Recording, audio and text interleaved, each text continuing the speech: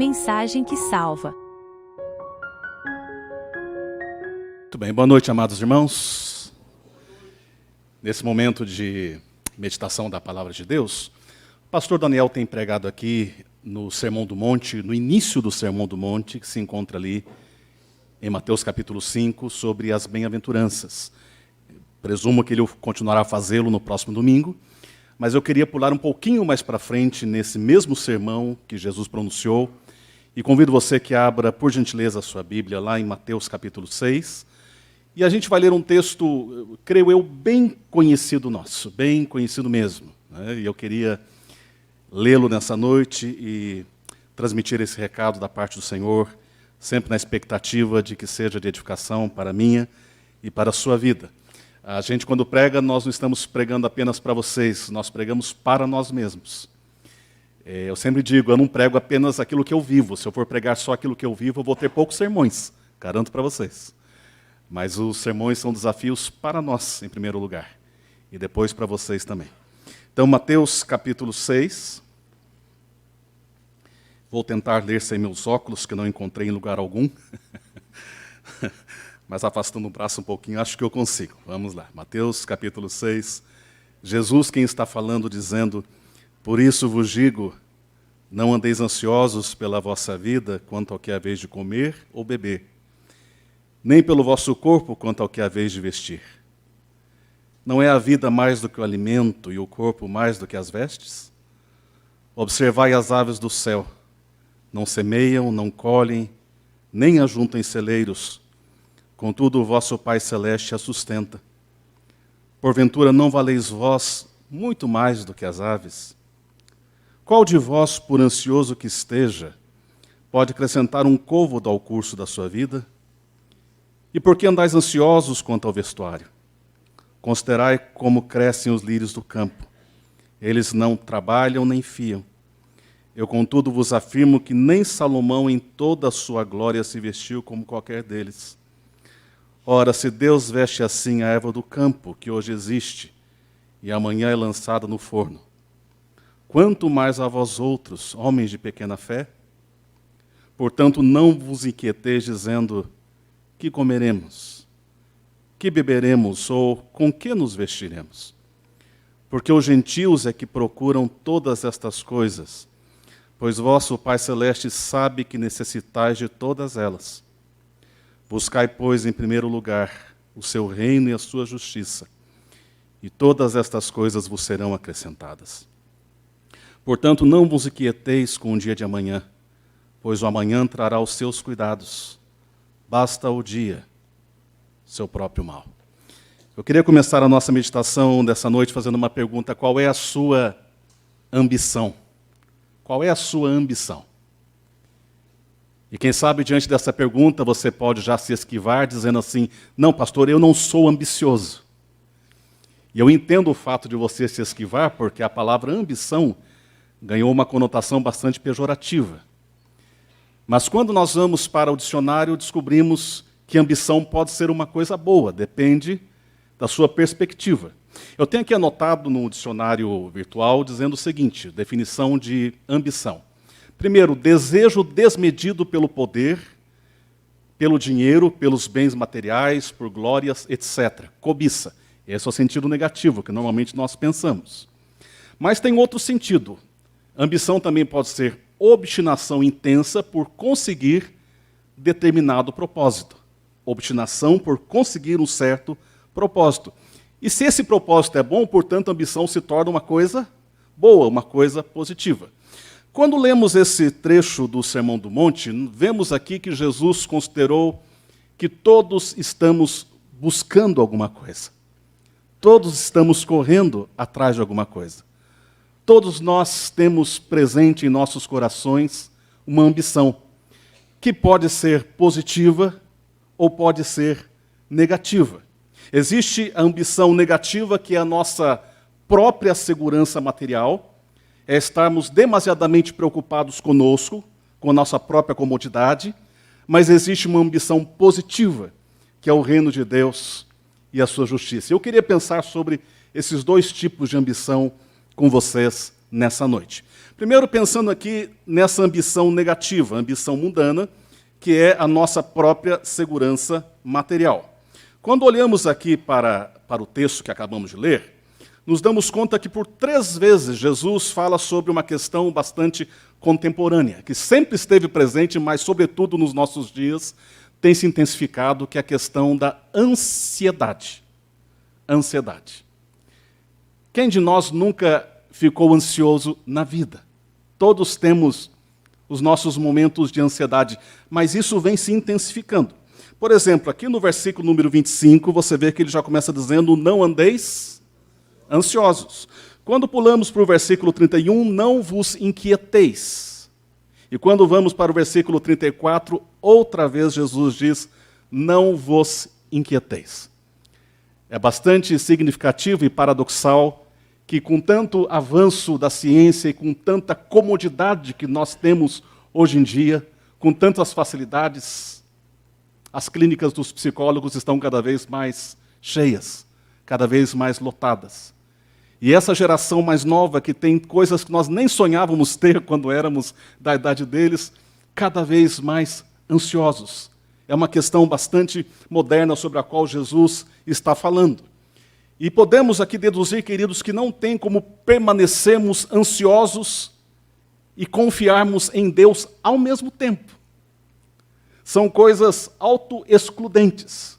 Ou nós estamos extremamente ansiosos, ou nós confiamos em Deus. Claro, não estou considerando aqui a questão que tem a ver muitas vezes com o aspecto físico, com o aspecto da doença, mas estou falando desse fenômeno moderno que é estarmos ansiosos por tudo e por nada. E chama-nos a atenção que a proibição de Jesus, nesses primeiros versículos, é em relação a uma trinca de coisas muito comuns, às quais somos estimulados a estarmos ansiosos. O que comer, o que beber e o que vestir. Ligue a sua televisão, abra o seu computador, leia uma revista, e o que é que você é estimulado o tempo todo a estar preocupado? Você não provou ainda? Você tem que comer. Você tem que ter na sua casa, não o essencial, não aquilo que você precisa para o seu dia a dia, o pão nosso de cada dia, mas você tem que experimentar determinadas coisas. Tem que comer. Já viu o comercial de margarina, como é que a família toda está feliz? O cara está lá com a família toda arrebentada, rapaz, vou comprar essa margarina, o negócio aí é bom. Não tem nenhuma relação de uma coisa com a outra, não é? Mas é que eles vêm tocando no nosso emocional, nos animando, você tem que comer. Ou então você tem que beber, você tem que provar determinada bebida. Ou então em relação à sua roupa. Eu ainda sou daquele tempo, e alguns se lembram bem disso, onde roupa nova a gente usava no domingo. Lembra disso? E era aquela roupa, era nossa roupa de domingo. E agora nós somos estimulados a cada vez mais nos vestirmos diferentes, não é? Parece que aquela pessoa já veio com aquela roupa do domingo passado. Você não pensa nisso quando percebe? Porque nós temos que estar o tempo todo preocupados com a nossa roupa, o que comer, o que beber e o que vestir. Evidentemente, Jesus não nos proíbe aqui que tenhamos preocupação com o conforto para o nosso corpo, mas com estarmos absortos com essa questão. É lógico que se eu posso me sentar num sofá, eu não vou me sentar numa pedra. E à medida que os anos vão passando, nós queremos um pouco mais de conforto, não queremos? E como é bom termos conforto. Eu sempre digo, já passou para mim há muito tempo, aquele esquema da mocidade, onde nós íamos para o meio do mato, com um colchãozinho dessa finurinha, jogado no chão, comendo carne moída com batata e banho com aquele chuveirinho Lorenzetti, que é um esguicho para cada lado, e você tentando pegar um pouco de água. Eu falei, passou esse tempo. Eu podendo ter conforto, eu vou ter conforto. Se você está sentado agora numa cadeira confortável, não é melhor isso do que uma cadeirinha de plástico? Nós gostamos. Mas se precisássemos ter as cadeirinhas de plástico, você estaria satisfeito? Se não tivéssemos condições de ter algo melhor, essa é a questão. A questão não é termos o conforto ou não em si, mas é ficarmos absortos pelo conforto material. Porque todas as coisas que nos são essenciais para a nossa vida, o Pai nos dá de Jesus nesse texto. E eu creio que muitas vezes Deus nos mima demais, porque Ele nos dá muito mais do que nós precisamos, coisas que não são realmente imprescindíveis para a nossa existência, porque o nosso Pai é bondoso. Por que é que nós não devemos estar ansiosos? Primeiro, porque isso não é produtivo.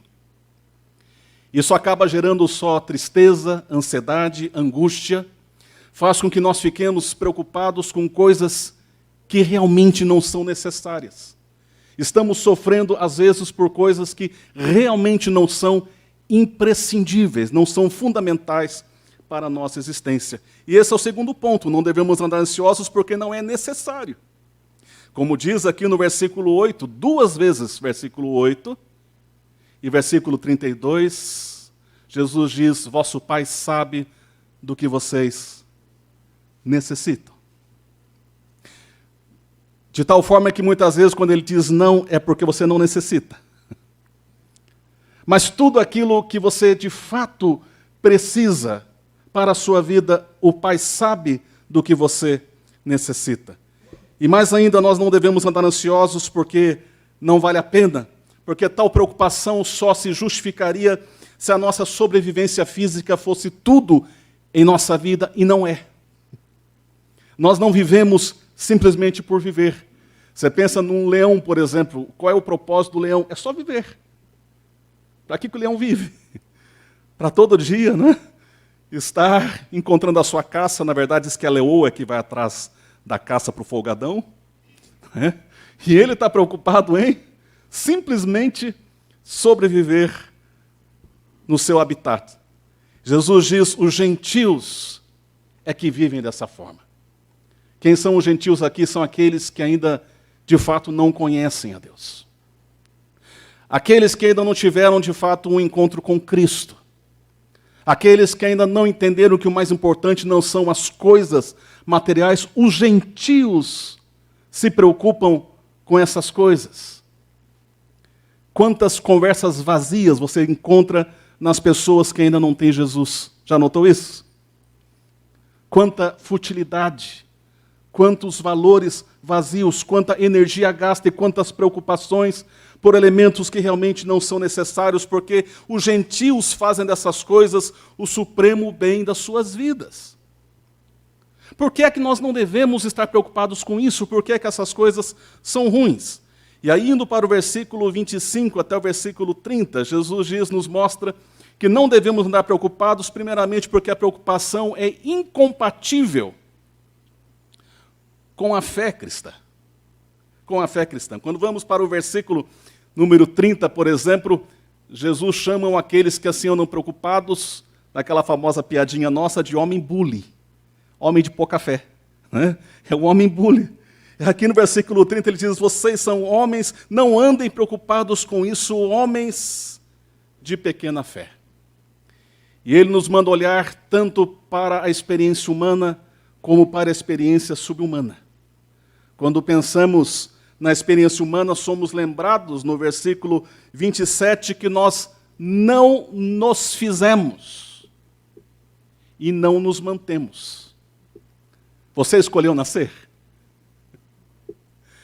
Quem sabe até na sua adolescência, né, meio revoltado, você falou para o papai, eu não escolhi nascer, não escolheu mesmo.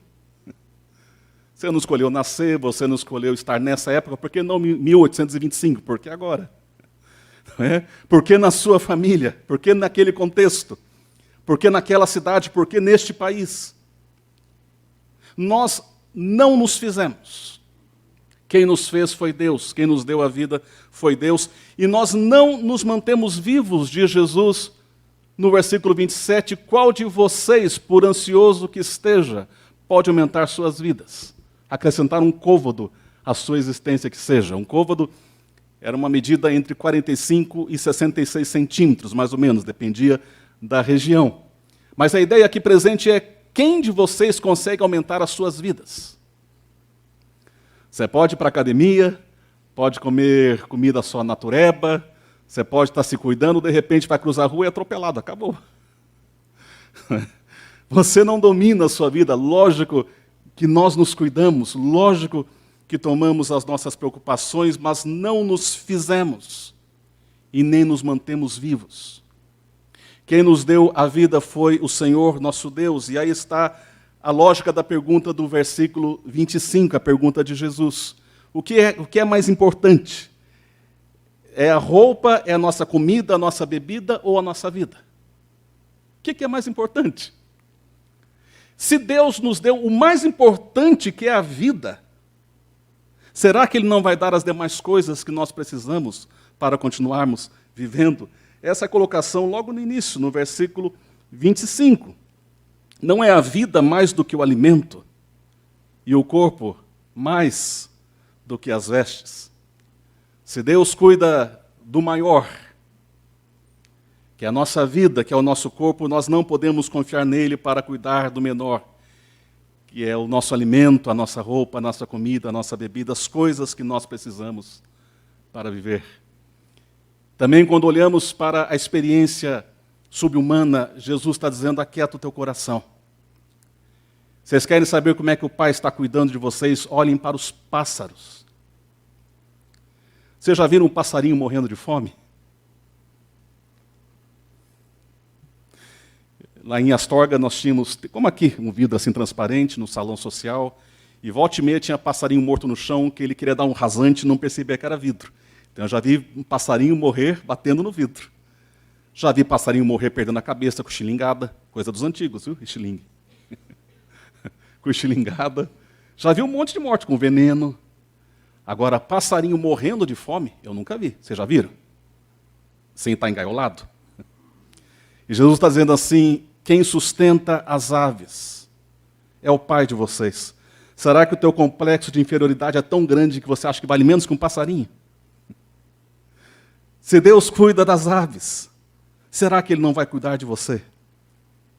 Olhem para os lírios do campo, eles não trabalham, não fiam, e nem Salomão, o homem mais sábio e rico do seu tempo, se vestiu como as flores se vestem. Deus cuida dos passarinhos, Deus cuida das flores, quanto mais Deus estará cuidando de vocês, versículo 26, e depois versículo 28 até o versículo 30. Descansem, vocês valem mais que um passarinho, e vocês valem mais do que as flores. Agora, claro que isso não é uma desculpa para nós ficarmos deitados na rede dizendo: Deus vai me sustentar. Porque o passarinho vai atrás da comida, não vai? Não é só abrir o biquinho e Deus vai lá e coloca a comidinha na boca do passarinho. Ele trabalha, ele só não fica ansioso. Ele se prepara para o futuro, não se prepara? Não vai fazendo o ninho dele ali, devagarinho, não é isso? Ele não fica inerte, mas ele não fica ansioso. Quando você pensa na plantinha, também há aqueles que adoram planta, não é? Tem uma floresta no fundo da casa. Você olha para a planta, de certa forma, também está se preparando para o futuro, até mostrar o seu esplendor, mas faz isso com naturalidade. Não parece que está trabalhando, até que de repente desabrocha e mostra todo o seu esplendor. Jesus diz: você quer saber como Deus cuida de vocês? Olhem para os pássaros e olhem para as flores. Mas ainda, versículo 34 nos mostra que a preocupação é incompatível com o bom senso, porque toda a nossa preocupação é sobre o amanhã, mas ela é experimentada hoje. Você nunca teve a experiência de andar muito ansioso por uma coisa que depois não aconteceu? E aí você passou a noite em claro, né, revirando na cama, ficou preocupado, a gastrite atacou, ficou nervoso, ficou suando, e o dia seguinte não foi nada daquilo. E você só gastou energia, e você só perdeu o seu tempo.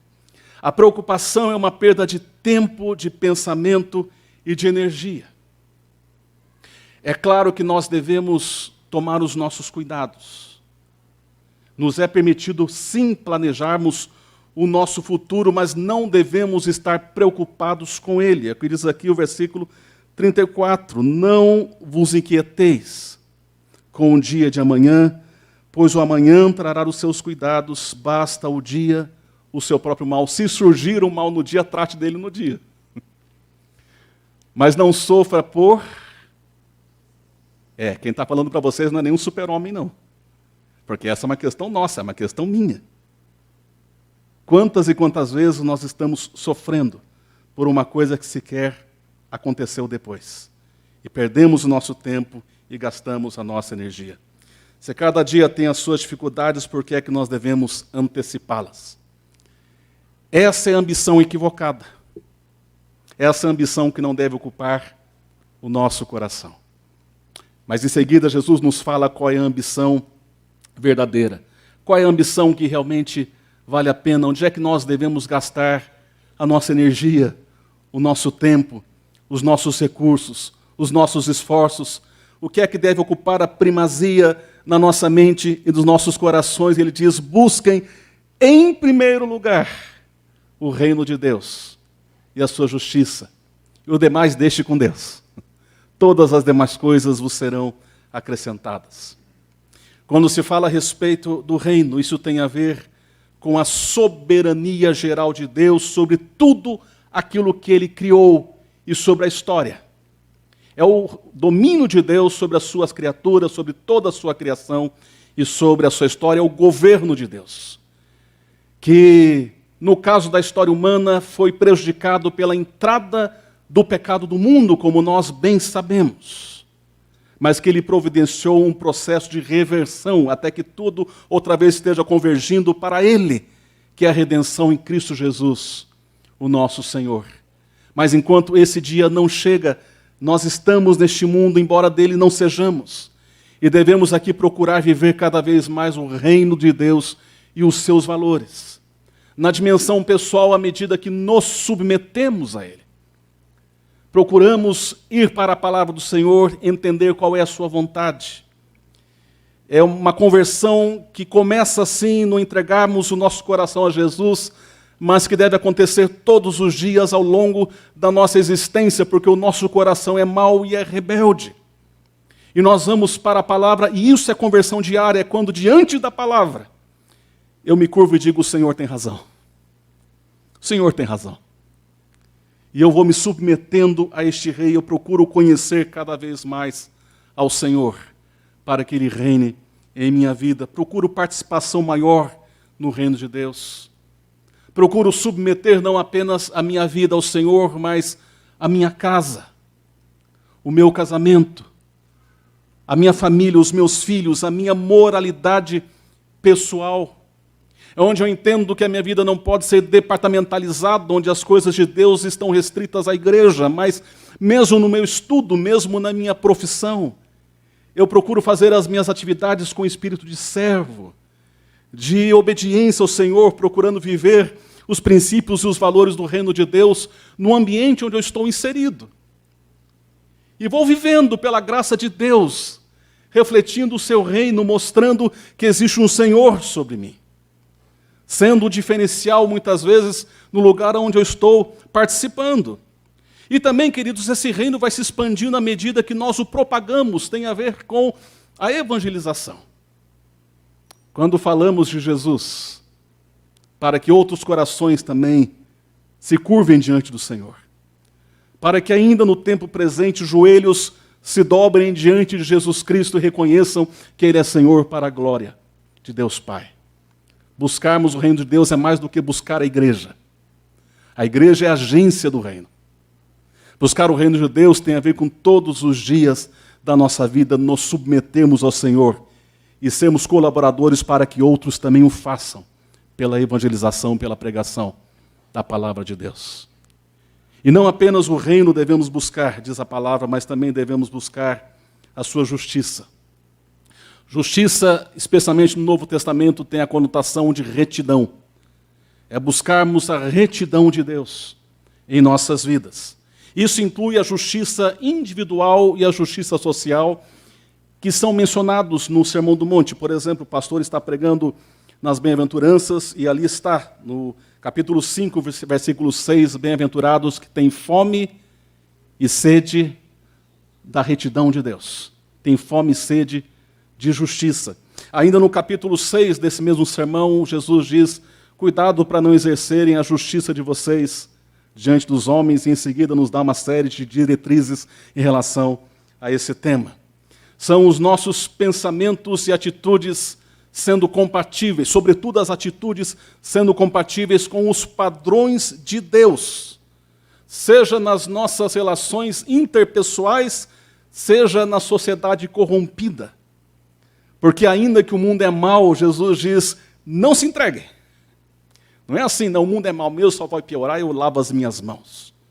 Jesus disse, vocês são sal da terra. Nesse mesmo Sermão do Monte. Vocês são sal da terra. Vocês são luz do mundo. A luz não se esconde debaixo de um balde, mas a luz se coloca no lugar mais alto. Se o mundo está em trevas, subam mais alto que vocês puderem e iluminem. Vocês são um sal que serve não apenas para dar sabor, mas serve também para retardar a deterioração. Então, isso tem a ver com aguentar a pesada de você continuar firme nos valores de Deus, nos valores que estão presentes na palavra de Deus, ainda que te chamem de quadrado, ainda que te persigam, ainda que te ridicularizem, ainda que digam que você está ultrapassado, você continua firme, não no falso moralismo, preste atenção, mas você continua firme na palavra do Senhor, naquilo que Deus nos revelou. Não naquilo que a mente contemporânea diz que é aceitável e que é normal. Mas nós procuramos viver aqui também a justiça do Senhor, a justiça de Deus. O cristão deve desejar primeiro e acima de tudo que se complete a vitória de Deus sobre o mal no mundo caído. Desejar que ele reine no coração dos homens e que os padrões de justiça de Deus prevaleçam. Em outras palavras, buscar o reino de Deus e a sua justiça tem a ver com as nossas responsabilidades evangelísticas e com as nossas responsabilidades sociais. Eu queria voltar à pergunta do início dessa nossa meditação. Qual é a tua ambição? Qual é a ambição que hoje ocupa o teu coração? E aqui só você pode responder para você mesmo. E tem que ser honesto para fazer isso. O que é que vem primeiro na sua vida? A preocupação com este mundo, com as coisas materiais, com o teu progresso, com o teu conforto, com a tua carreira, com os teus bens. O que é que vem primeiro, isso? Ou de fato, em primeiro lugar, nas nossas vidas está o seu reino e a sua justiça? As coisas que nós devemos ter como primeiro lugar na nossa existência. Nós só podemos ser ambiciosos para nós mesmos, ou então nós somos ambiciosos para Deus, não existe uma terceira alternativa. Jesus deixa muito claro, não fiquem ansiosos, descanse o coração de vocês. Busquem o seu reino e a sua justiça e as demais coisas vos serão acrescentadas. Eu queria concluir contando um breve testemunho, na verdade, dois testemunhos.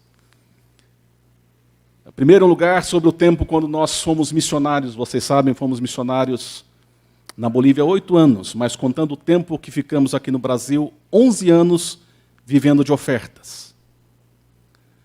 Eu deixei uma igreja grande ali na cidade de Assis, no estado de São Paulo, pastor eleito. Saí com a minha família, todo mundo, mas várias pessoas nos chamando de doido, de louco. E nós passamos a viver de oferta, já não tinha mais salário. E durante esses 11 anos eu posso testemunhar para os irmãos que nunca nos faltou sequer uma agulha. Nada. Porque o vosso Pai sabe do que vocês necessitam. Na verdade, Ele nos deu muito mais do que nós precisamos. E o segundo testemunho é do ano de 2006, quando, eu não sei quantos conhecem o Instituto Haggai. É um instituto que procura investir na preparação de líderes. E eu tive o privilégio de participar de um curso do Instituto Haggai no Havaí, em 2006. E eles dão uma bolsa integral, você não precisa gastar nada. Então eles pagaram as minhas passagens, pagaram a minha hospedagem, e você evidentemente não vai com as mãos abanando. Então eu separei $200, porque sempre você tem algum gastinho, não é isso? E coloquei esses $200 numa caixinha dentro da minha mala. E encurtando a história, que tem alguns detalhes, quando chegou em Miami, meu voo atrasou, chegou atrasado, e eu acabei perdendo a conexão para Los Angeles. Fui chegar em Los Angeles já hiper cansado, com a mente confusa, com questão de fuso horário, e cansado da viagem, e fui para o hotel para sair no dia seguinte muito cedo. E resumindo, na hora que eu fui tomar banho, ajeitei minhas coisas e aquela bendita caixinha eu joguei no lixo. Você já se chamou de burro alguma vez na vida? Peguei o voo no dia seguinte, viajei para uma ilha chamada Maui, são 7 ou 8 ilhas do Havaí, e quando cheguei lá no hotel que estava desfazendo a minha mala, foi que caiu a ficha e meu dinheiro. E eu cheguei num domingo, o curso começava na terça, os brasileiros só chegariam na segunda.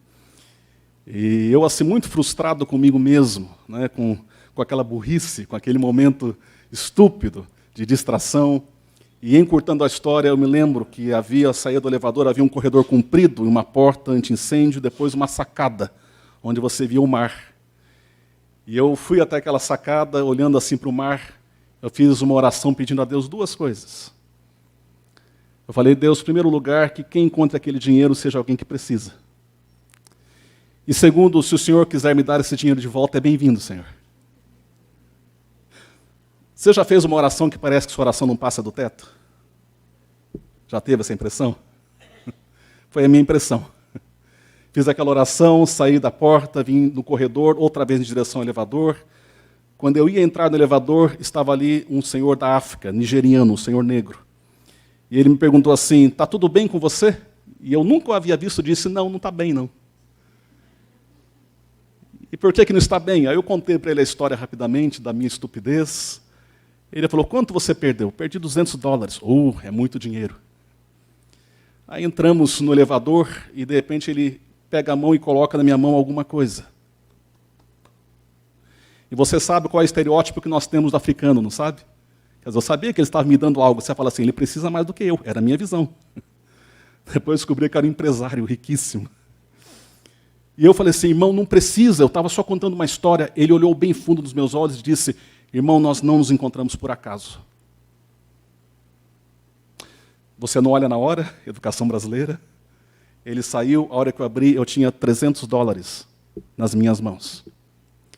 E eu fiquei assim, atordoado, porque eu havia acabado de orar aqui, e no tempo que eu fui até o elevador, Deus ouviu a oração. Qual é a moral da história? Que Deus vai dar dólares para você? Não. É que não importa se você está do outro lado do mundo, no meio do vazio. O Havaí fica no meio do nada, gente. Olha o mapa. Não importa se você está do outro lado no vazio. Não importa se você está no lugar onde não falam o seu idioma. Não importa se você está em outro ambiente distante. Deus sabe do que você precisa. Ele sabe da ansiedade do seu coração. Descanse no Senhor. O Senhor sabe. Pai, nós queremos te agradecer pela tua palavra que nos diz que nós não devemos andar ansiosos por coisa alguma. Mas o Senhor sabe como nós somos. Ainda mais nos dias de hoje, onde existem tantas pressões à nossa volta, coisas que nos levam a almejarmos aquilo que não é necessário, mas que acaba ocupando a primazia em nossos corações. Perdoa-nos, Senhor. E ajuda-nos a confiarmos no Senhor, a descansarmos e a experimentarmos da Tua bondade e do Teu agir em nossas vidas, mostrando o Teu cuidado amoroso por nós. Nós queremos ter essas experiências contigo.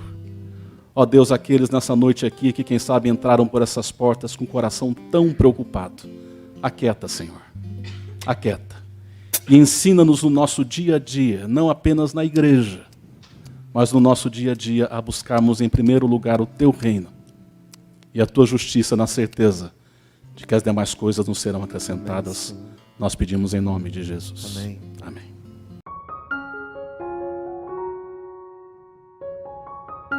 Mensagem que salva.